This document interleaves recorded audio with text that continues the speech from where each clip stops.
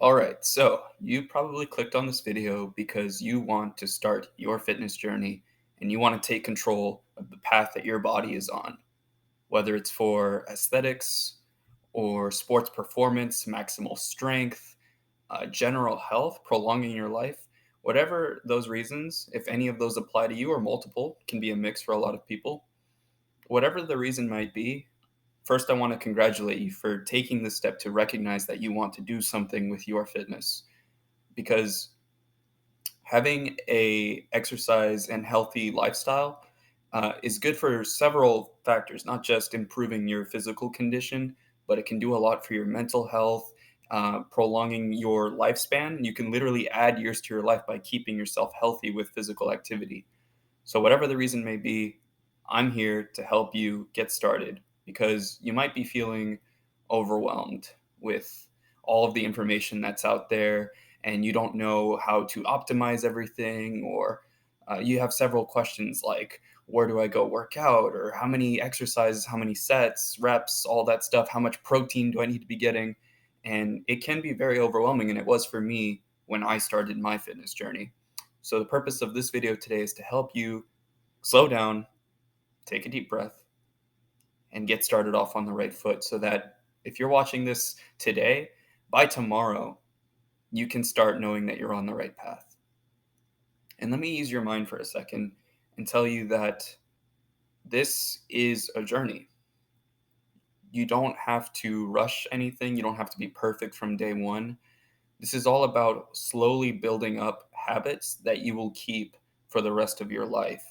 It's not about being perfect for a couple weeks and then grinding really, really hard and then just cruising and then gaining all of that weight back, or losing all that muscle if you're coming at it from being skinny and bulking up, whatever the case may be. This is about developing healthy habits that we'll keep for the rest of our lives. So, with that being said, my name is Sword Fitness, and welcome to the channel. What is the first thing that I would do when getting started on a fitness journey? I think that the most important thing, regardless of who you are, is to have a sort of accountability, to have a way to actually objectively, not subjectively, measure your progress. So, what that looks like for a lot of people is the weight on a scale. So, the very, very first thing that I would always suggest to a person that wants to start taking control of their physical health is to invest in a scale. And it doesn't have to be a very expensive, smart scale with fancy app synchronization and Wi Fi technology and all. It can just be a regular bathroom scale that tells you nothing except how much you weigh. And that is totally fine to start out. That's exactly what I had. My scale only cost me like 20 something bucks, and I used that for several months when I was at the beginning of my fitness journey. So you can start there. Um, and the reason why that's important is because when you have objective data that you can measure day after day, week after week, which turn into months, right? It can alleviate some of that stress of not seeing subjective changes right away in the mirror.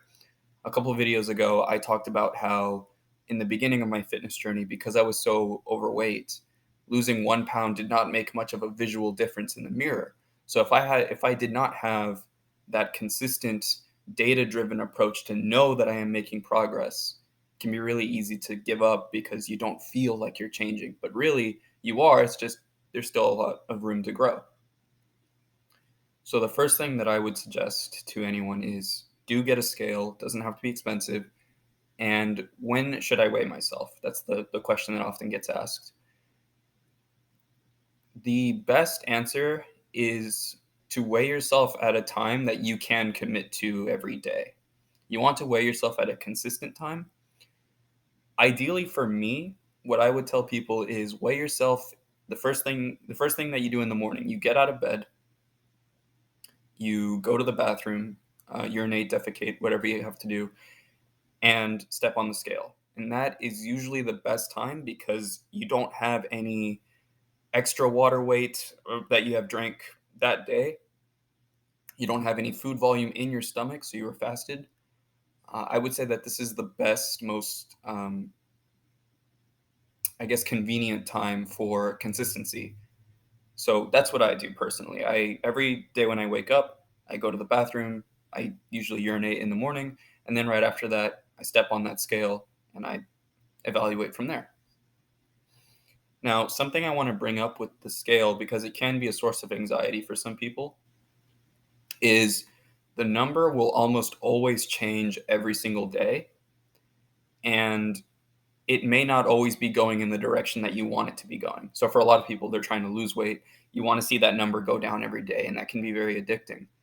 However, you can have a day where you do absolutely everything right and the number still goes up.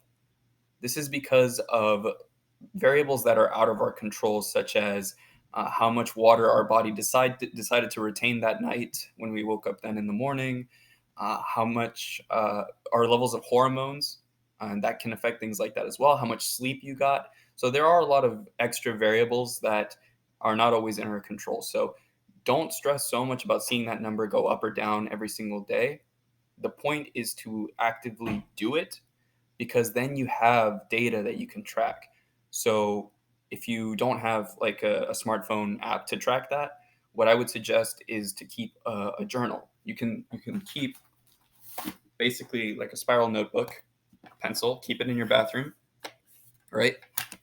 You step on the scale, you write it down, write the date, time, because you want to be consistent with the time.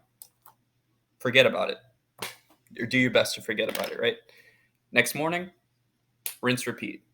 And that builds consistency and that builds discipline in the routine. That is the first thing that I would suggest to anyone that wants to get started. Even if you don't do anything, even if you don't work out or don't consciously think about what you're eating that day, if you're going to start with one thing, weigh yourself every morning, fasted after you do your business in the restroom, right?